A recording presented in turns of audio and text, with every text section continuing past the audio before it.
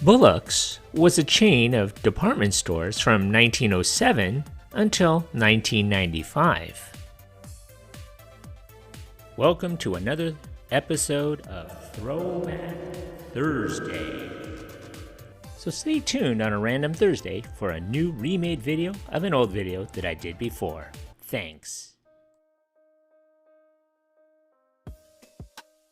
In 1896, John G. Bullock arrived in Los Angeles, deposited his money in the Citizens National Bank, and began hunting for work. In February, he found an ad in the local paper advertising for help with selling bankrupt stock owned by Arthur Letts. Bullock would soon work with Letts, who would go on to become a proprietor of the Broadway department store at Broadway and 4th Streets. Letts observed the potential in Bullock and had him work in many of the departments. As the store expanded, nearby buildings were opened, but it became necessary to expand into a modern addition. In 1906, a company was building a store at Broadway and 7th Streets, but construction ceased at the 7th floor because of lack of capital. The owner approached Letts, who signed a 50-year lease on the unfinished building with rent kept low for the first 10 years of rent. Letts directed Bullock to open the satellite store under his own name, calling it Bullock's Department Store. Bullock brought along his Canadian friend, P.G. Winnett, who started as a cash boy. Because he was such an excellent worker, Winnett became manager of the men's furnishing. The store opened on March 4th, 1906, and each year the staff handed out violets to customers to celebrate this anniversary. Because being a part of the community was important, children got haircuts while sitting on a carousel animal. A lending library was set up for all customers. Bullock's namesake store was so successful, it underwent a major expansion in 1912, and again in 1917, and in 1919, increasing its total retail space to an unprecedented 460,000 square feet. In 1923, Bullock and his business partner, P.G. Winnett, bought out Letts' interest after his death, and the companies became completely separated.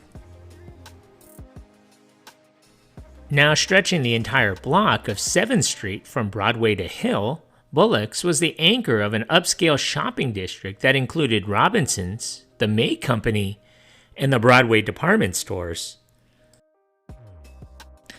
In 1929, Bullock and Winnett opened a luxury branch referred to at the time as the Bullocks Wilshire, which was located at 3050 Wilshire Boulevard in Los Angeles. It opened as a second Bullock store, a luxury branch on Wilshire Boulevard. The location was known to have a parking valet, a doorman who tipped his cap when you walked in as the customer entered the 230,000 square foot mecca of West Coast fashion. Known as Bullock's Wilshire, this storied California department store was the epitome of futuristic and relatively accessible elegance. The lavishly appointed Art Deco style, Bullock's Wilshire was designed with an elite clientele in mind. As though the Great Depression didn't exist, it was immediately embraced by the upper crust of Los Angeles society, who remained loyal patrons for decades. As the population of Los Angeles spread to the suburbs, additional Bullock stores continued to open. The company spared no expense in architectural design or luxurious interiors, and as a result, a number of these stores have been recognized for their architectural significance and designated as historic landmarks at regional, state, and national levels.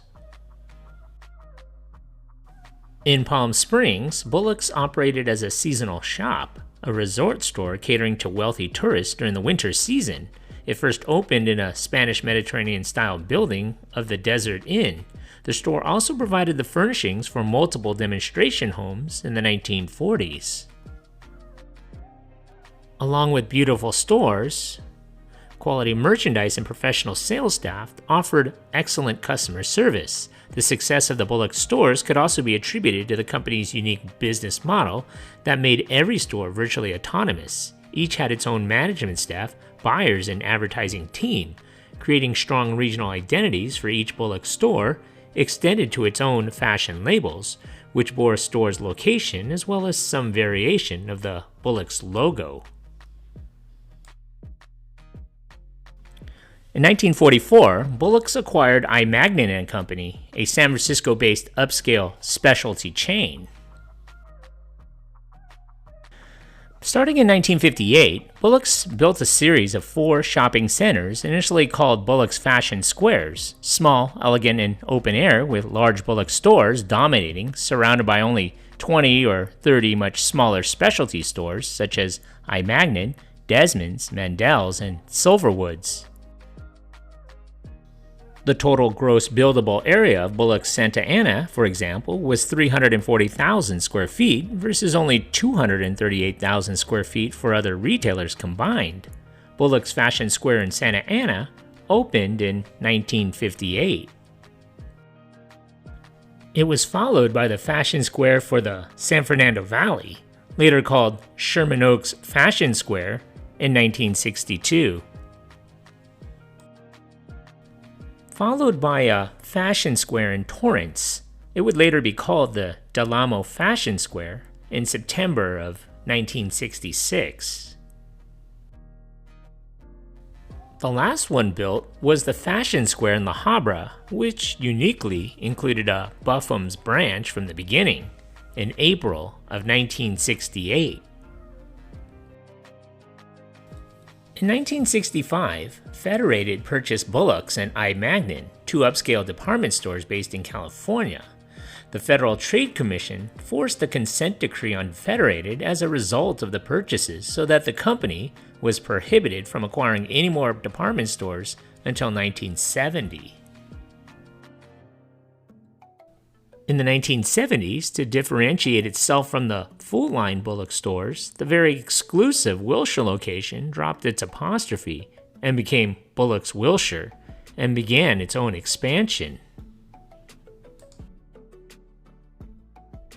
In February of 1970, Federated Department Stores replaced its Bullocks Realty Corporation, which owned and managed the Fashion Square malls, with an organization called Transwest Management. Transwest sold the Torrance, future Del Amo, Fashion Square in March of that year to new co-owners Great Lakes and Gilliford Glazer and Associates.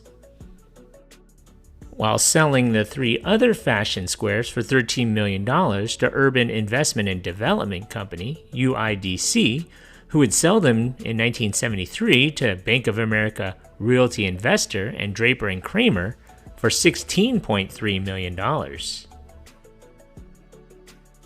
Bullock stores continue to open throughout Southern California, often as a retail anchor in the newly popular indoor shopping malls. Expansion continued up through 1980 and included stores in Northern California, Phoenix, and Las Vegas. Company optimism didn't last, however, as severe economic recession in the United States during the early 1980s caused the parent company to close its Northern California stores in order to remain profitable. It was in 1983, however, that Federated shuttered the Bullock's North Division and sold most of its locations to Seattle, Washington retailer Nordstrom. In 1989, Canadian entrepreneur Robert Campo used junk bonds to buy Federated in what many considered one of the ugliest takeovers in U.S. retail history. Macy's purchased Bullocks and I. Magnin from Campo, thrusting Macy's into extreme debt. In order to recover, Macy's filed for bankruptcy protection in 1992 and began dismantling the Bullocks brand. Bullock's Wilshire had recently become I. Magnin, but now Bullock's was merged into Macy's South Division. These sweeping changes to what had once been Federated's most profitable division backfired terribly, and as fiercely loyal Bullock's client base stayed away in droves, causing a sharp decline in company profits. The South Coast Plaza Bullocks in Costa Mesa remained one of the chain's flagship stores until it was renamed I. Magnin in 1990. The end came quickly for Bullocks after Macy's filed for bankruptcy protection in 1992, with the Bullocks Wilshire stores being renamed I. Magnin 2 years before. In 1994, a severe earthquake heavily damaged the Bullock store at the Northridge Fashion Plaza in Northridge, California. But by then, it was too late for Bullocks as a name brand. Underperforming I. Magnin and Bullock's locations were closed, and I. Magnin itself was dissolved in January of 1995. In 1995, Federated resumed ownership and sought to consolidate its mini retail holdings. By the next year, the remaining Bullock stores were either closed or renamed as Macy's, thus ending Bullock's 89-year legacy as one of Southern California's premier shopping experiences. So what do you remember about this place? Leave a comment or a suggestion for a future video below. And if you haven't already, hit that like button and don't forget to subscribe to my channel. Thanks for watching.